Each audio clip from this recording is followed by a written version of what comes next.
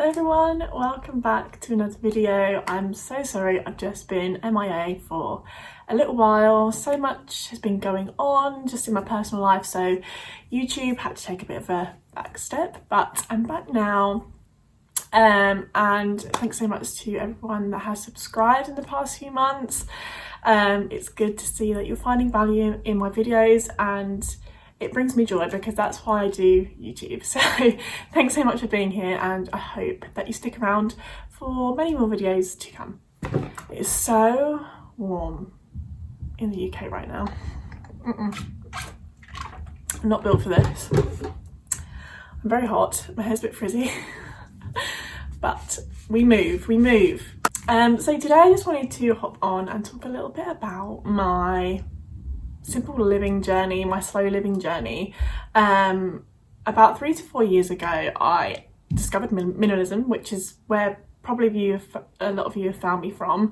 One of my previous videos I talked a lot about my minimalist journey. Yes, so when I discovered minimalism, slow living and simple living just automatically started to come into my life, because the less you're focused on consumerism, the more your life slows down in many ways. Through this, I discovered that living an extreme, exciting life wasn't something I enjoyed. It didn't make me happy, and maybe this is because I am an introvert, so I do really enjoy living a slow life and having my own time. But I think also social media was a big part of my life in my late teens and early 20s. And it became this space, it sort of moved from this creative space into this influential space where you saw loads of people getting famous through it, getting rich through it, and showcasing their very luxurious lives. And I think it can really cloud our judgment from what we actually want. Like when we're bombarded with all this information all the time from loads of different people's lives, it starts to get ingrained in there, in that brain, and it can convince you that's what you need and that's what you want to be happy. And you know, there was always people going on these amazing, you know, big trips, expensive trips in luxury hotels, and you know, filling the time with all of these different things. And it seems like the thing that everyone was doing. So if you weren't doing that, you were classed as an average, boring person. And just because you don't have like massive goals in your life or big dreams, it doesn't mean that you're a boring person.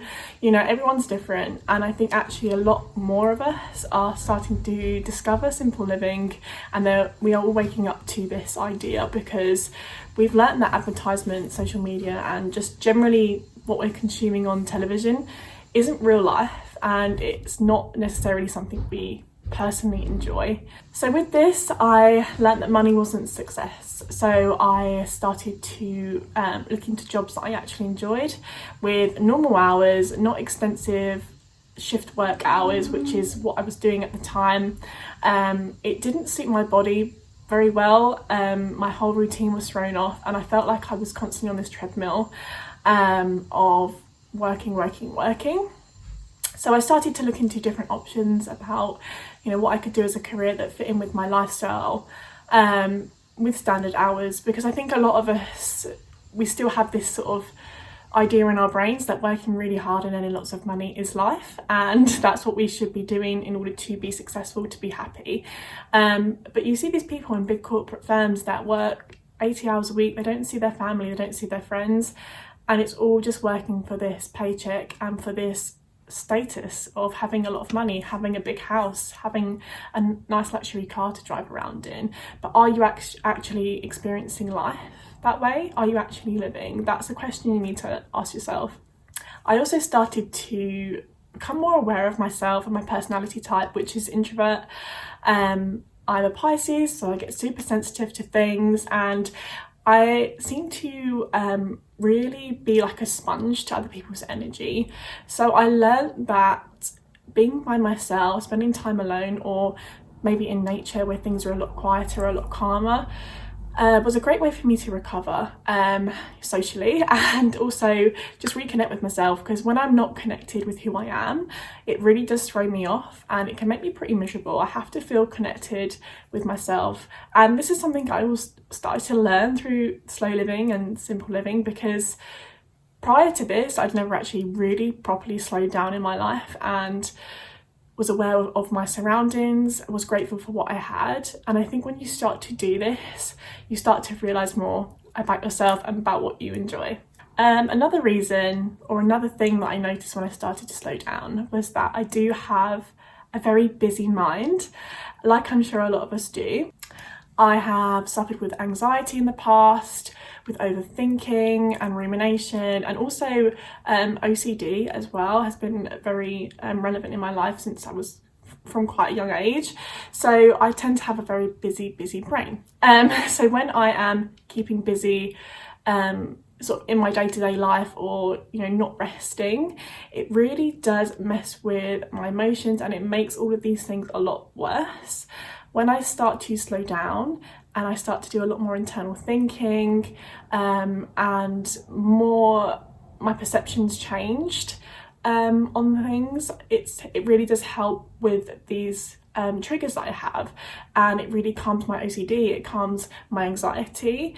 And I think that a lot of us that do suffer with these different elements don't really realise that you can just start to slow down, and it will help lower the effects. Obviously it's not a cure, but it's something that I did start to notice, and I'm really pleased that I managed to sort of manage this in a more holistic way, and it just sort of fell into my lap. So I do always recommend to people, if you are dealing with mental health struggles, just learn to slow down a little bit, and it will help calm these emotions, and it will also help you reconnect with that part of yourself. Obviously, please do outsource additional help if you feel like you need it. I think another thing that society is really good at is telling us that if you don't have this extravagant, life, or if you're not living life large enough, or if you don't have big goals and big dreams that you're working towards,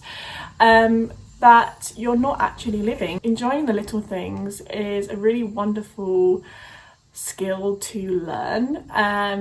Becoming more grateful is a wonderful practice, and I think when you start to slow down, you do become more grateful, because you actually get to see what's around you. You're not constantly moving, constantly working, or constantly stressed, and you're really open to other ways of finding happiness. And I think also society does tell us that happiness is this thing that we need to pursue, that we need to get to, but actually happiness is inside everyone, and I think you just have to witness what's around you, be grateful for what you already have and what you can make out of the moment that you've already got. And some of my best memories are in the very, very small moments, when I'm at home, when I'm chilling with my fiance, with my friends. I think also we know how to spread ourselves a bit too thin, and that can lead to many mental health issues and personality issues. When we start to spread ourselves a little bit too thin, we just reach burnout, and it's important that you do give time to your friends and you do give time to your family, but you also give time to yourself, because you are your best soulmate, and you'll always be the one person that you can fully rely on and trust. And if you start to build that relationship with yourself, you will learn how to fill up your cup and be able to give more time and more emotion to the other people around you. So if you're into living a simple, slow life, please give me loads of resources, because I'm always learning, how to slow down. Sometimes I do still put a little bit too much in my to-do list. I'm guilty of that, but I think it is a practice, and it is something you need to learn, because we are we've been so conditioned to live our busy lives, and hustle culture is just glamorized, and we are told that busy is good.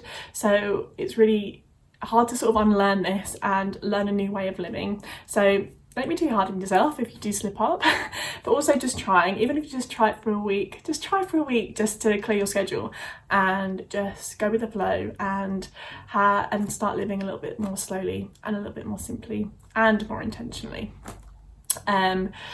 See how you get on with it. If you don't like it, go back to your normal life. But I do always recommend it to people that are maybe struggling with a bit too much stress, or they feel a little bit disconnected from their life.